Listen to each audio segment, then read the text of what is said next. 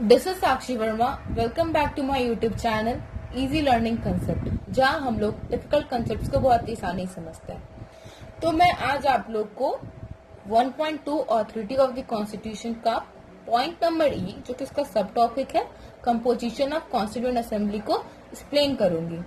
ठीक है, तो इससे पहले वाले वीडियो में हम लोगों ने जाना कि ब्रिटिश प्रोविंसेस के पास कितने सीट्स थे और प्रिंसिपल स्टेट्स के पास कितने सीट्स थे, मेथड ऑफ इलेक्शन क्या था, प्रोपोर्शनल रिप्रेजेंटेशन, और कौन से मेजर कम्युनिटीज में सीट्स डिस्ट्रीब्यूटेड थे, प्रिंसिपल स्टेट्स के मेंबर कैसे चुन के वहां भेजे गए कॉन्स्टिट्यूएंट असेंबली में, और जाना कि कॉन्स्टिट्यूएंट असेंबली का मेन एजेंडा क्या था, कॉन्स्टिट्यूशन को फ्रेम करना। ठीक है, और कैबिनेट मिशन के बारे में जाना। तो कैबिनेट मिशन क्या थी कि एक ऐसी मिशन थी जो कि ब्रिटिश गवर्नमेंट के पावर को ट्रांसफर करने किसको आई थी, इंडिया के इंडियन गवर्नमेंट को, ऐसी मिशन थी। ठीक है, तो आज हम लोग इस टॉपिक को डिस्कस करेंगे। तो कंपोजिशन ऑफ कॉन्स्टिट्यूएंट असेंबली का यानी हमारी कॉन्स्टिट्यूएंट असेंबली का बनावट, स्ट्रक्चर। ठीक है, तो किस लिए पढ़ना जरूरी है, क्योंकि जानना बहुत जरूरी कि हम लोग की कॉन्स्टिट्यूएंट असेंबली में जिन्होंने इतना सक्सेसफुल कॉन्स्टिट्यूशन तैयार किया है उसमें कितने मेंबर्स थे। ठीक है, कांग्रेस के कितने मेंबर्स थे, मुस्लिम लीग के कितने मेंबर्स थे, ये जानना बहुत जरूरी है। ठीक है, शेड्यूल कास्ट के कितने मेंबर्स थे। ठीक है, तो इस टॉपिक में हम लोग उसके बारे में पढ़ेंगे। ठीक है, तो आज टोटल, तो प्रीवियस वीडियो में हमने जाना क्या कि टोटल कितने थे, 389। ठीक है, तो हम लोग जानते हैं ब्रिटिश प्रोविंसेस में कितने थे, ब्रिटिश प्रोविंस में कितने थे, वो थे कितने, 292, और कमिश्नर प्रोविंस में कितने थे,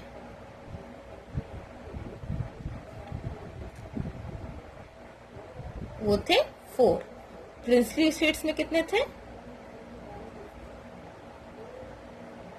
93। तो 93 जो प्रिंसली स्टेट्स जो थे उनके मेंबर्स किसके द्वारा इलेक्ट होते थे, वो head of the princely states. जो बाकी जो 296 जो सीट्स है उसका इलेक्शन कैसे हुआ, ये इसके बारे में बुक में मेंशन नहीं दिया गया। बुक में दिया गया सिर्फ कि 292, 299 आजादी के बाद मेंबर्स बचे थे कॉन्स्टिट्यूएंट असेंबली में, सीट्स कर दी कि 389 से 289 हो गई थी। तो ये जाना बहुत जरूरी है ना कि कौन कितना सीट जीता था और फिर उसके बाद क्या हुआ। ठीक है, तो इसके इलेक्शन जानने से पहले ये बात बता देते हैं हम कि जो हमारे जो टू नेशन थ्योरी लाया गया था 1942 में, ये समझ लो 12th क्लास में भी टू नेशन थ्योरी के बारे में पढ़ना है हम लोगों को। तो टू नेशन थ्योरी क्या था कि एक थ्योरी को प्रपोज किया गया था। उस थ्योरी के अंतर्गत जो हमारी इंडिया को दो भागों में तोड़ने का बात कहा गया, दैट इज इंडिया और पाकिस्तान में। ठीक है, अब बाग जाके वो हुआ भी। तो मोहम्मद अली जिन्ना इसके मेन लीडर बोल सको तो वो मेन लीडर ही थे, मोहम्मद अली जिन्ना। तो वो वही ऐसा डिमांड किए थे, उनकी पूरी मुस्लिम लीग थी जो डिमांड की थी कि इंडिया का दो टुकड़ा होना चाहिए, दैट इज इंडिया और पाकिस्तान में। और वो हुआ अभी 14 अगस्त 1947 में पाकिस्तान आजाद हुआ और 15 अगस्त 1947 में हमारा इंडिया आजाद हुआ। तो इसके इलेक्शन के बारे में पढ़ लेते हैं। ठीक है, तो इलेक्शन हुआ, इलेक्शन कंडक्टेड, फिर इसका रिजल्ट क्या हुआ। ठीक है, तो जो कांग्रेस जो थी वो कितने सीट जीती, वो 208 सीट जीती। ठीक है, और मुस्लिम लीग जो थी वो कितनी सीट जीती, वो जीती सिर्फ 73, और अदर जो थे वो जीते कितने, 15। अगर आप लोग जोड़ोगे तो ये सारे मिला के 296 ही आएगा, 296। क्योंकि प्रिंसली स्टेट का तो उसका इलेक्शन कोई इनडायरेक्ट इलेक्शन वगैरह हुआ नहीं, वो head of the princely state के द्वारा चुने गए ना।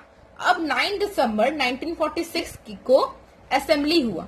ठीक है, 9 दिसंबर 1946 में असेंबली कंडक्ट किया गया। ठीक है, लेकिन क्या हुआ कि जो मुस्लिम लीग के जो चुने हुए आए थे मेंबर्स, वो बायकट कर दिए कॉन्स्टिट्यूएंट असेंबली को।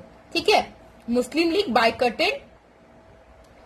बायकट यानी क्या, उसको छोड़ दिया, मतलब कि उसमें पार्टिसिपेट नहीं किया कॉन्स्टिट्यूएंट असेंबली में। Muslim League boycotted constituent assembly of India. ये मैं आपको सिर्फ एक बैकग्राउंड बता रही हूँ ताकि आपको समझ में आए कि ये 299 का फंडा क्या है ना। मुस्लिम लीग बायकटेड कॉन्स्टिट्यूएंट असेंबली। ठीक है, तो उनके जो मेंबर्स थे 73 वो इसमें पार्टिसिपेट नहीं किए।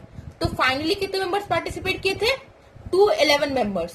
211 मेंबर्स जो थे वो पार्टिसिपेट किए थे, पार्टिसिपेटेड। ठीक है, ये समझ आया यहां तक? क्लियर हो गया होगा आप लोग को।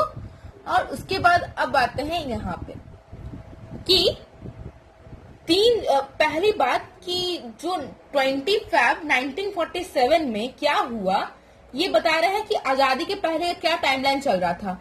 तो 20 फैब 1947 में क्या हुआ, ब्रिटेन के prime minister, Britain prime minister कौन थे उस समय? क्लेमेंट एटली। ये आपको जानना जरूरी है, ठीक है? सिर्फ आप बुक का जो लाइन बाय लाइन पढ़ोगे तो आपके दिमाग में क्लियर कंसेप्ट नहीं बन पाएगा, कि जब तक आप बैकग्राउंड नहीं जानोगे तो आपको याद करने में भी मजा नहीं आएगा और एग्जाम में भूल सकते हो। ठीक है, क्लेमेंट एटली, ठीक है, क्लेमेंट एटली प्रधानमंत्री थे। तो उन्होंने बोला कि 30 जून 1948 के बाद जो इंडिया पर से जो हमारा रूल है, British rule would be ended in India. British rule would be ended in India. ठीक है, तो ये मैं पूरा बैकग्राउंड बता रही हूँ ताकि 299 का जो फंडा बुक में दिया है वो आपको समझ में आए। ठीक है, 20 फरवरी 1947 में क्या बोला गया ब्रिटिश प्राइम मिनिस्टर के द्वारा कि 30 जून 1948 को क्या होगा कि ब्रिटिश रूल जो इंडिया में है वो खत्म हो जाएगा। ठीक है, यहां तक समझ में आया? फिर 3 जून 1947, ये फ्यूचर का बात कर रहे हैं, ठीक है ना? फिर 3 जून 1947 में क्या हुआ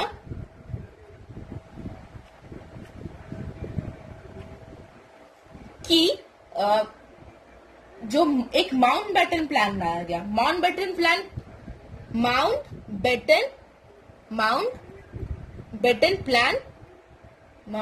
प्लान लाया गया। ठीक है, स्पेलिंग को देख लीजिएगा।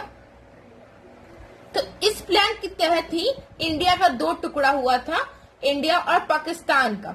ठीक है, तो अब आप बोलोगे इस प्लान को दोनों पार्टी ने, कांग्रेस और मुस्लिम लीग दोनों ने एक्सेप्ट किया और बोल दिया कि हाँ अब इंडिया का 2 टुकड़ा होगा, दैट इज इंडिया और पाकिस्तान।